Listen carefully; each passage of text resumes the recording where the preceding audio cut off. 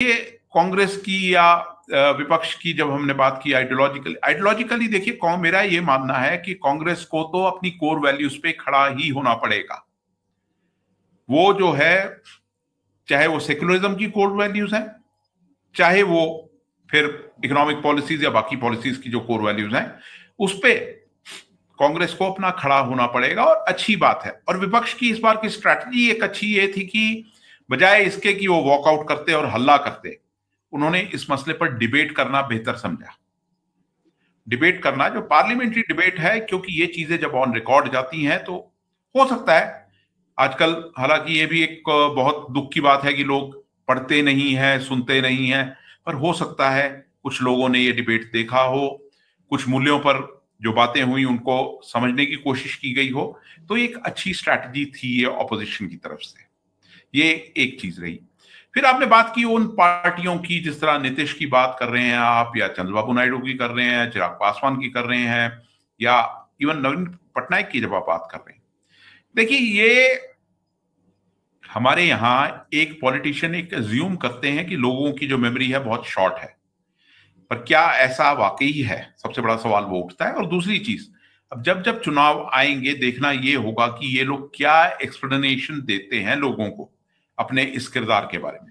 और इसमें से एक चीज जो मतलब जो हम लोगों ने देखा है कि बीजेपी पिछले कुछ सालों में, बीजेपी का रिकॉर्ड रहा है, जिस जिस पार्टी ने अलायंस किया है बीजेपी के साथ या बीजेपी की पिच पर जाके खेलने की कोशिश की है, उसने नुकसान ही उठाया। और उसमें कांग्रेस भी शामिल है। जब उन्होंने सॉफ्ट हिंदुत्व की पिच पर खेलना शुरू किया तो उसपे उन्हें मार ही पड़ी है। क्या इन्होंने क्या नुकसान फायदा अपना पूरा जांच लिया था या फिर अपने आप को गिरवी रख दिया?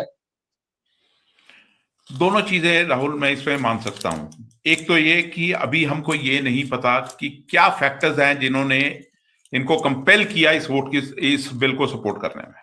जैसा कि मैंने कहा, वो किसी चीज का लालच भी हो सकता है, किसी चीज का वायदा भी हो सकता है, किसी चीज की धमकी भी हो सकती है, और कहीं मनाना भी हो सकता है, कुछ भी हो सकता है। उसके मैं नहीं जाऊंगा क्योंकि मुझे अभी पता नहीं है क्या चीज रही।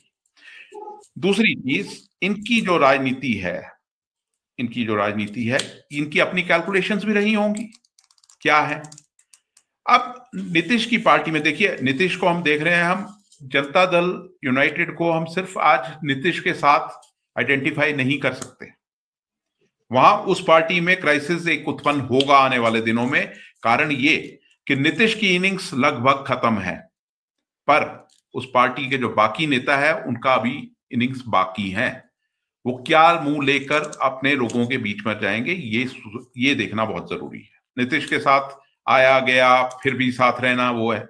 बीजेपी हो सकता है आज बिहार में वो एक अपने लिए एक जगह देख रही हो। क्यों?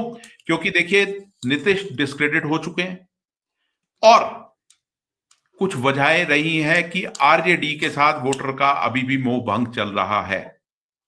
इतने समय में आरजेडी को वो सपोर्ट नहीं मिली जो जिसकी उम्मीद रखते थे।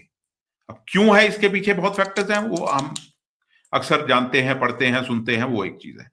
तो हो सकता है बीजेपी को इसमें कहीं एक वो मौका दिख रहा हो कि अगर हम एक्सट्रीम पोलराइजेशन की तरफ जाएं तो शायद यूपी की तरह वहां भी एक सरकार बना पाए। अब ये चीजें आने वाले दिनों में इनकी परतें खुलेंगी, वो एक चीज है। अब दूसरी जो है बात आपकी, चंद्रबाबू नायडू, उनके क्या अपना वो क्या लेना चाहते हैं अपने इस अलायंस के थ्रू। हम नायडू का रिकॉर्ड हम देखते आए हैं पहले से, पहले भी जब वो एनडीए का हिस्सा थे, उनको अपने स्टेट के लिए, अपने लिए जो बेनिफिट्स लेने होते थे अपने स्टेट के लिए, वो आते थे, चुपचाप लेते थे, चले आते थे। अब वो किस तरीके से आगे पॉलिटिक्स अनलेवल होगी, वो आने वाले दिनों में हमको। कांग्रेस के लिहाज से, आइडियोलॉजिकल स्टैंड के लिहाज से बात करें तो कांग्रेस को इसमें फायदा है, लॉन्ग टर्म फायदा है, क्योंकि कांग्रेस वापस अपना जो बीच में जो कंफ्यूजन था वो दूर करके अब एक लाइन पकड़ी हुई नजर आ रही है। और ये इस मामले पे कांग्रेस ने साफ तौर पे स्पष्टता बनना बहुत ढुलमुल स्टैंड रहा है। देखिए, इसमें राहुल, कांग्रेस की अगर हम बात करें तो कांग्रेस को राजनीतिक फायदा तभी हो सकता है अगर वो जो स्टैंड उन्होंने पार्लियामेंट में लिया है, इन मुद्दों को लोगों तक लेकर जाए। कांग्रेस की एक बहुत बड़ी कमी यह है कि कांग्रेस अगर पार्लियामेंट में स्टैंड लेती है तो लोगों तक वो नहीं पहुंच पाता। आम जनमानस में इस बात पर चर्चा लेकर जाना कांग्रेस के लिए बहुत जरूरी है। कांग्रेस का प्रॉब्लम यह है कि कांग्रेस जो चीज उनके नेता कहते हैं, चाहे वो राहुल गांधी, और मतलब मेरा एक खुद का यह मानना है कि इमरान प्रतापगढ़ी की जो स्पीच थी वो एक लैंडमार्क स्पीच थी पार्लियामेंट में जो उन्होंने दी, और भी बहुत नेताओं की जो स्पीच है, और वो अपना अपना अगर कोर वोटर बेस देख रहे हैं तो बिल्कुल सही देख रहे हैं। उसमें हरसिमरत बादल भी शामिल थी जो अकाली दल की नेता है। उन्होंने क्लियर किया अपने वोटर्स को एड्रेस करना या अपने सपोर्ट बेस को एड्रेस करना बहुत जरूरी है। तो कांग्रेस ने जो स्टैंड लिया वो कांग्रेस के हिसाब से अच्छा। उसका अब बेनिफिट कैसे लेना है वो इस पार्टी की ऑर्गेनाइजेशन और नेताओं पे डिपेंड करता है कि वो कैसे इन मुद्दों को आम जन तक लेकर जा सकते हैं। क्योंकि दूसरी तरफ हम देखते हैं जो बीजेपी का पूरा जो तंत्र है वो तो लग गया अपने काम पर, वो तो तमाम तरह के झूठ परोस रहा है वक्फ के नाम पे, वो तो कुछ भी कहानियां गढ़ने में माहिर है और वो गढ़ रहा है। तो आप उसको कैसे काउंटर करते हैं लोगों के बीच जाके, कांग्रेस का फायदा मिलना इस चीज पर निर्भर करेगा। दूसरी चीज जो है, अच्छी बात यह है कि कांग्रेस अपनी कोर वैल्यूज को अगर दोबारा लेकर लोगों में जाती है तो जो लोग आज बीजेपी से खिन्न हैं उनको कम से कम एक ऑल्टरनेटिव दिखता है कि हाँ ये वैल्यूज है, इनको हमें सपोर्ट करना है। जी।